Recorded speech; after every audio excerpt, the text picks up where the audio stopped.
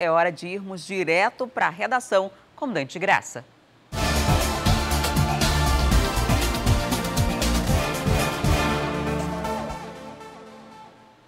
Vamos conversar com Dante, já está conosco aqui. Dante, bom dia para você. Nós ainda há pouco exibimos aqui o pronunciamento, Dante, do presidente Jair Bolsonaro e algumas autoridades, repercutiram a fala do presidente. João Dória e o ex-presidente da Câmara também, Rodrigo Maia, foi alguns desses que se pronunciaram sobre o que disse Jair Bolsonaro? Pois é, Manuel, bom dia Adriane, a todos e todas aí que nos acompanham.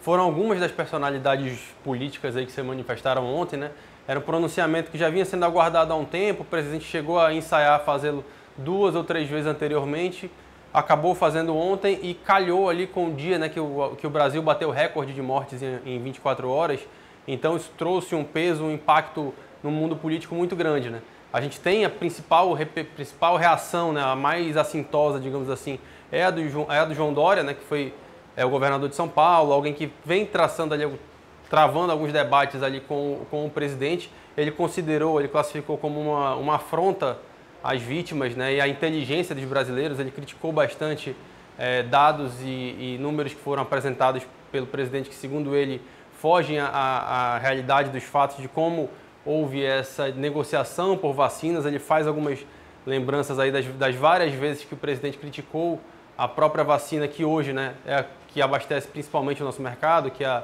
a Coronavac e Butantan, que foi um acordo que ele inicialmente disse que não iria fechar e acabou fechando, e hoje é a que está responsável por boa parte, por quase 80% das vacinas aplicadas no Brasil. Rodrigo Maia também, que expôs claramente as suas discordâncias em relação ao presidente nessa fase de campanha de eleição para a Câmara. Ele classificou o presidente como acuado, disse que ele vinha ali, falou somente de vacinas e não abordou diversos outros problemas que têm acontecido no Brasil, que são aqueles problemas que a gente viu acontecerem aqui em Manaus, aqui no Amazonas, no começo do ano, questão de oxigênio, leitos e tudo mais. Ele teve apoio também de algumas figuras políticas, ali Carla Zambelli, que é uma aliada fiel ao presidente, também se manifestou ali, destacou até o Verdadeiras em caixa alta para defender as afirmações do presidente na sua entrada ali em rede nacional, que durou aproximadamente 4 minutos. Agora, é um pronunciamento que normalmente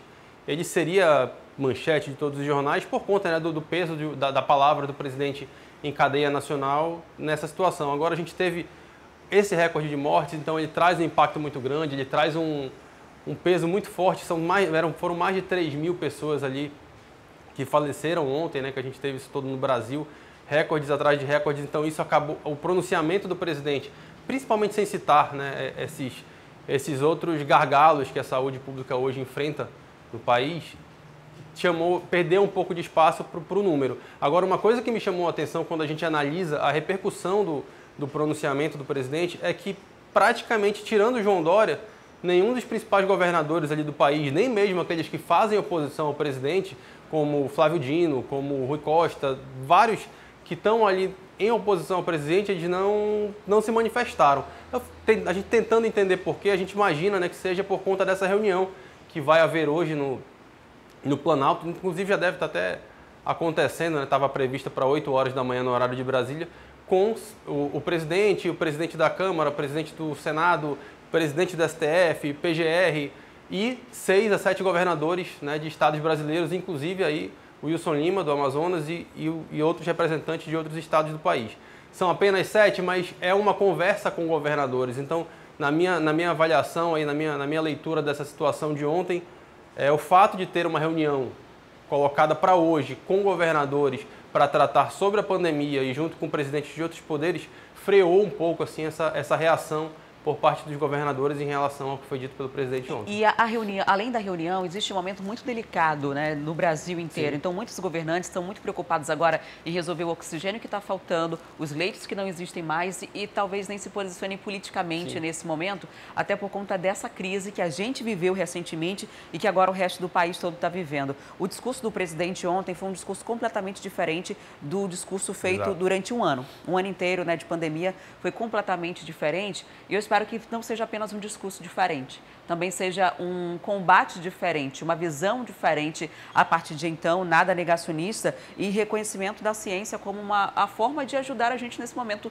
crítico do país. 3.251 pessoas perderam a vida apenas ontem e a tendência é que esse número continue alto nos próximos dias. A nossa saída, né, a saída do Brasil é justamente confiar nesses estudos, confiar nos cientistas que estão estudando, estão se debruçando sobre isso há mais de um ano ainda, antes até da pandemia chegar no Brasil, né? E essa mudança de discurso traz muito naquilo que a gente vinha comentando ao longo dessa semana, né? Que ele está recebendo pressão de vários setores aí políticos para tentar mudar um pouco de postura. Claro, ele não muda 100%, né? Ele mantém a característica dele nos pronunciamentos, mas é até onde ele consegue chegar dentro das suas características pessoais e administrativas, né? Mas há um discurso de mudança de postura, né? Não necessariamente de ações, mas há uma mudança de postura ali política que pode se concretizar hoje, se concluir hoje. Vamos ver o que vai sair dessa reunião para a gente entender se era só uma cena para a TV ou se é de fato um novo alinhamento, né? Um novo direcionamento de ações. Ele fez ontem, né?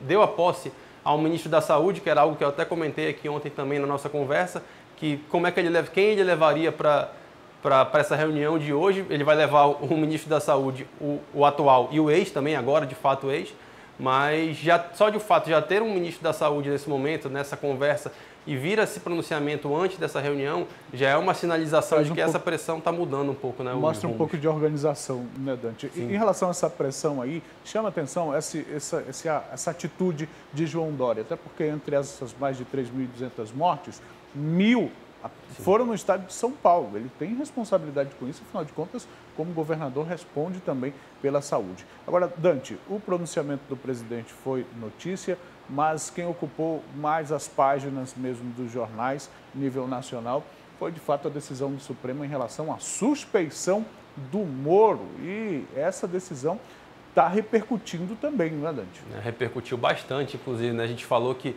normalmente seria manchete dos principais jornais do Brasil o pronunciamento do presidente, mas além do recorde de mortes, a gente teve essa decisão que, queiram ou não, gostem ou não, estejam de que lado for, ela é uma decisão histórica porque ela muda os rumos de uma das principais operações da história do país, se não a principal, né?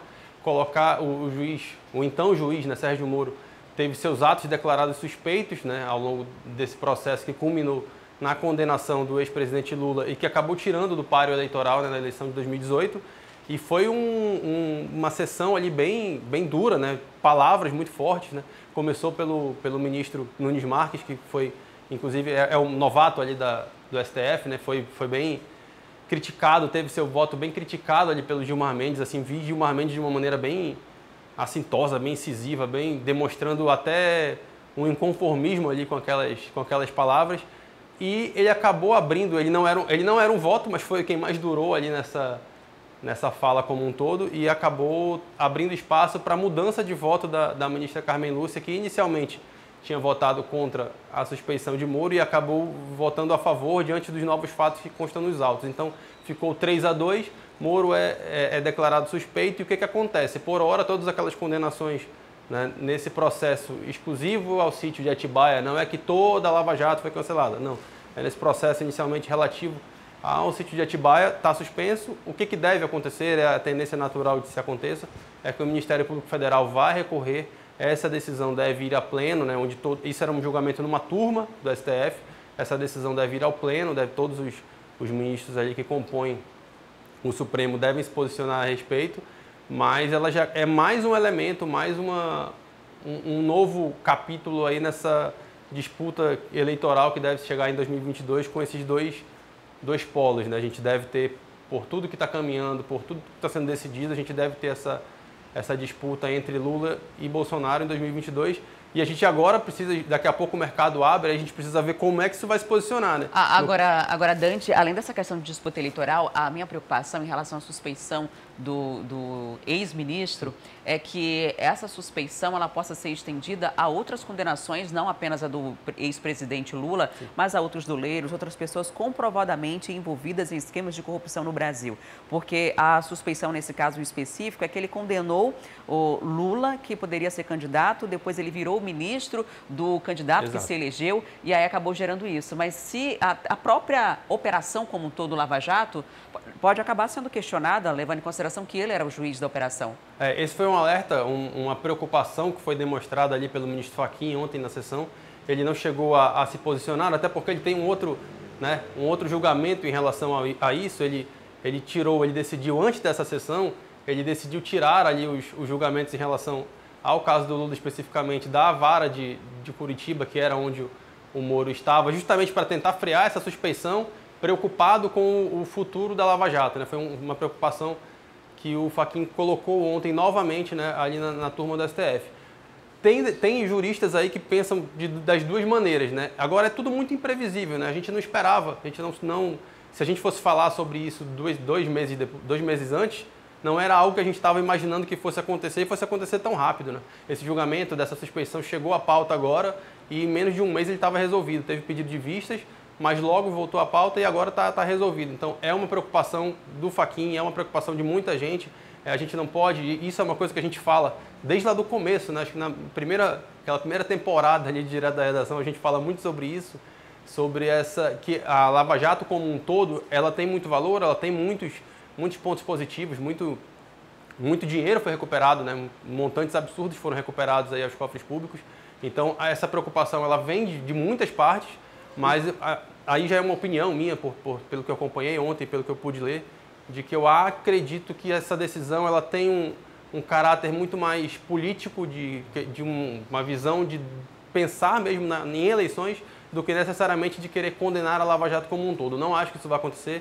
É um perigo, claro, senão não estaria sendo manifestada por muitos e muitos especialistas na área, mas eu não acredito que isso vai acontecer, porque a minha leitura desse fato é de que é uma questão principalmente política. Mas o fato é que os precedentes jurídicos estão claro, abertos, exatamente. Abre, claro. A defesa de qualquer um que se sentir prejudicado ou que possa argumentar que se sentiu prejudicado por ter conexão com o Lula ou com o governo dele, pode justamente argumentar juridicamente isso. Porque vários fatos giram em torno justamente dele, né? Então exatamente. Isso pode gerar desmembramentos aí, outros PowerPoints ali podem ser colocados agora pelas defesas. PowerPoints e hackers e ligações e tudo mais.